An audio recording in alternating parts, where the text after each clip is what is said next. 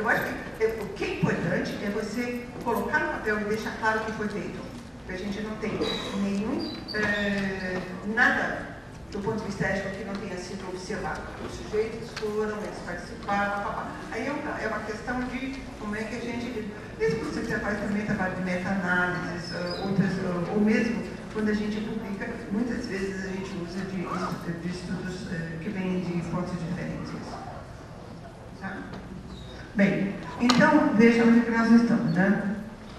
A primeira coisa mais importante que tem é você está sendo convidado.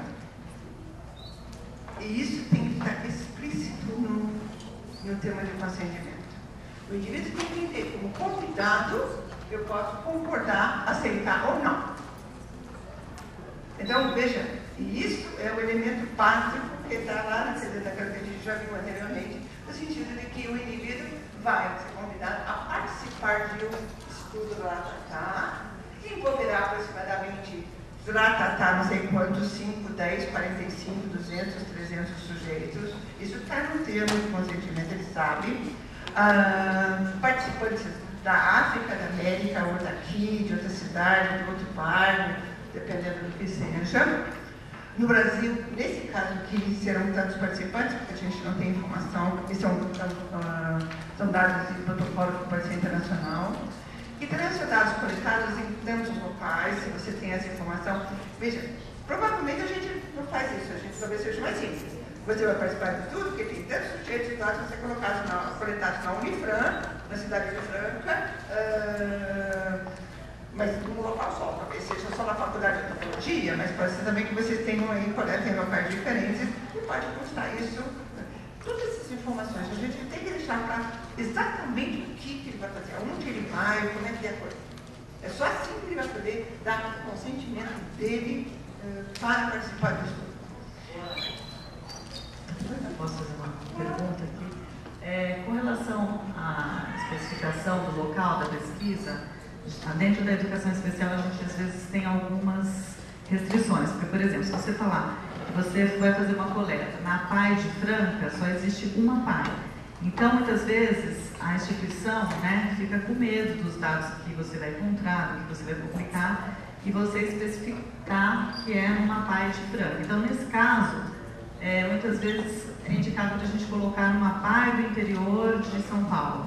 Isso não faz diferença? Ou como é que é isso? Gina, o que define é o sujeito que vai participar, o pai dessa criança que vai assinar, porque se é uma criança com população especial, provavelmente vai ser o pai o responsável por assinar, ele sabe aonde é essa PAI.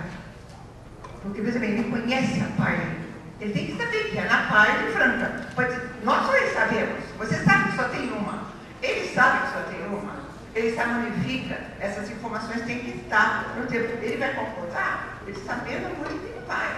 É aqui, não é Ribeirão, não é Batatá, não é outro lugar. Não, é aqui, naquela rua, naquele lugar. Essas informações ele tem que ter. Você responde a tua pergunta. Mas é que muitas vezes a instituição não autoriza com medo, né, do que você, dos seus dados, ou da repercussão da pesquisa.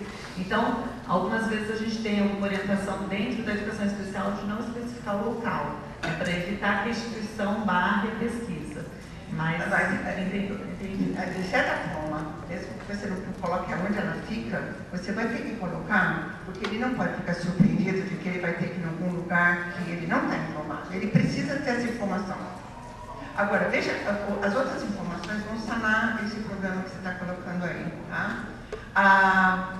Escolas, postos de saúde, pode ser que a pesquisa envolva vários locais, né? Um só, dependendo do tipo de pesquisa. Campo esportivo, biblioteca. Esse exemplo da PAI foi só um exemplo, nunca aconteceu não, mas estou colocando um exemplo, tá? Antes de concordar em participar desse projeto, é importante que você leia e entenda as informações assim. Leve o tempo que precisar e faça quantas perguntas quiser. O pesquisador, daí o nome da pessoa, explicará qualquer palavra ou informação que você não compreenda claramente. Tá? Então, passando para frente. Objetivo e estudo do projeto. Em linguagem simples, explicar o objetivo do estudo. esse estudo tem por objetivo fazer alguma coisa bem na linguagem. Se preocupem com a linguagem científica ou utilizem termos que ele possa entender. Pense no pai dessa criança simples que você tem que ser na linguagem que ele vai entender.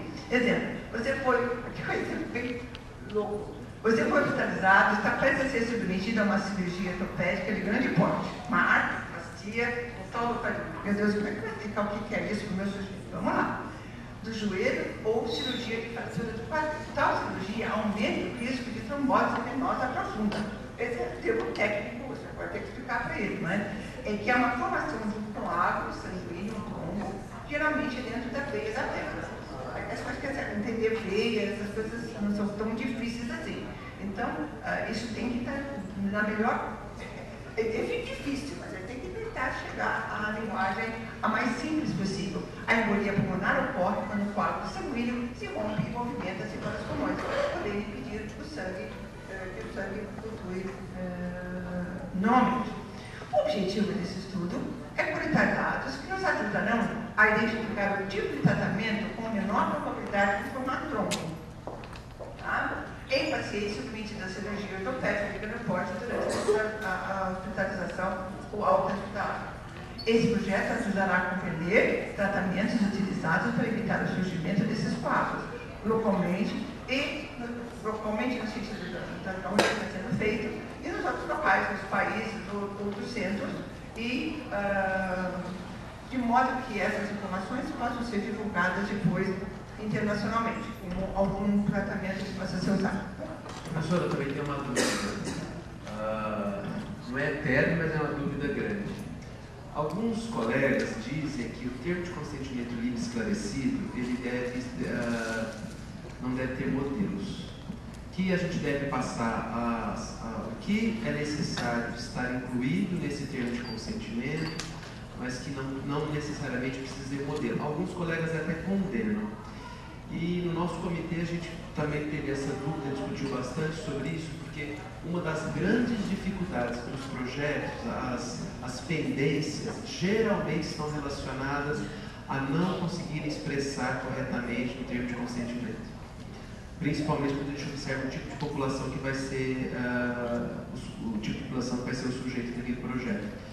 Nós acabamos optando por um modelo onde a gente praticamente escreve e deixa só. Então eu queria saber da opinião da senhora, da opinião da colega, como ver esse TCL? Ele tem que ser redigido simplesmente contendo as informações e cada um escreve do jeito que é, ou a gente fecha ele um pouquinho na forma de modelo? Quanto mais amplo for a atuação ou do CEP da CONEP, mais difícil você ter um modelo. Nós temos na CONEP alguns protocolos, por termo de consentimento tem 15 páginas. 20 páginas, é uma loucura. E os pareceres nossos, dos membros de alguns, que vão A, B, C, D, E, F. Outro dia nós vimos, assim, vai dar um alfabeto, nós já estávamos chegando na letra T, e não tinha acabado ainda. Isso era parecer. Então, é muito difícil você generalizar, porque isso não é o comum. E não há nenhum modelo. Eu estou cometendo um erro de fazer isso, mas eu acho que, como vocês me deram exatamente essa temática, eu falei assim, eu vou tentar montar repassar alguns dados que eu tenho para mostrar como é. E provavelmente ninguém aqui é dessa área. Mas, de alguma forma, eu também poderia trazer alguma coisa que seja dos meus processos.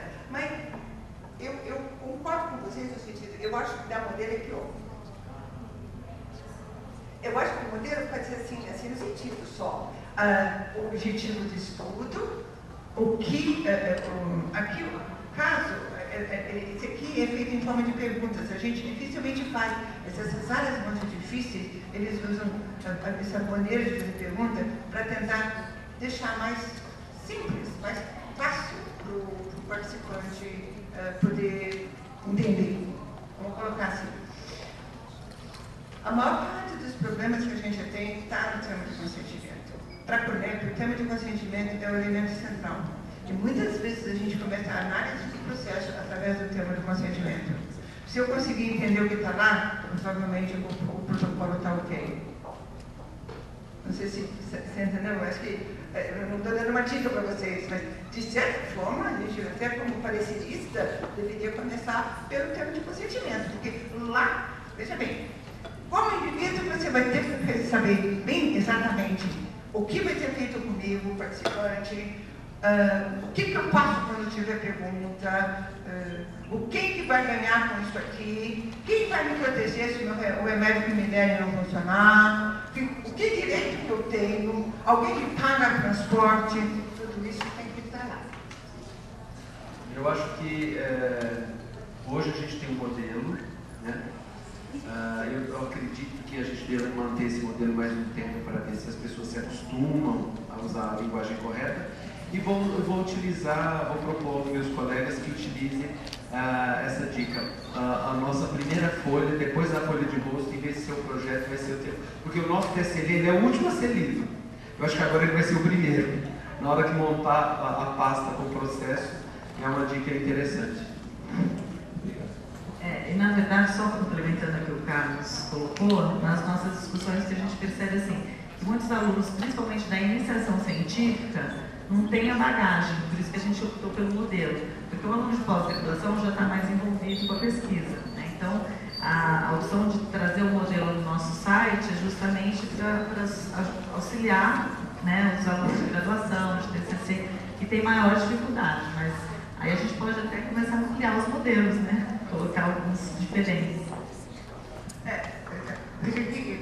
Como o foco de vocês, eu acho que é certo, tanto que tudo vai se reduzir a qualidade, o termo de consentimento deles coletivo.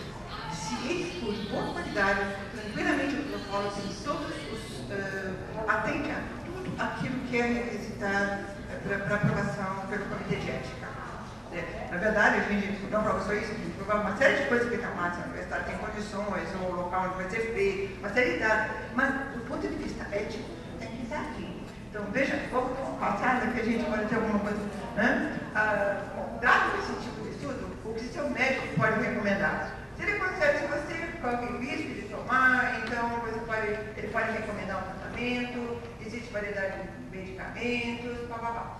Veja para baixo para o seguinte. Esse projeto é observacional. Isso significa que o seu médico decidirá quais medicamentos são melhores para você, dependendo do tipo de cirurgia que você fará e ou outros fatores de saúde. Então, veja que pode ser observacional, ele pode ser experimental. Você tem que dizer alguma coisa a respeito de que tipo de conduta vai ser utilizada naquele projeto de pesquisa. Não sei se a senhora vai conseguir terminar tudo, porque a gente tem tanta dúvida, tanto questionamento, mas tudo bem. Uma questão também que é muito colocada é assim: o termo de consentimento ele tem que ser assinado antes. A pessoa concorda e passa a fazer parte então daquele projeto.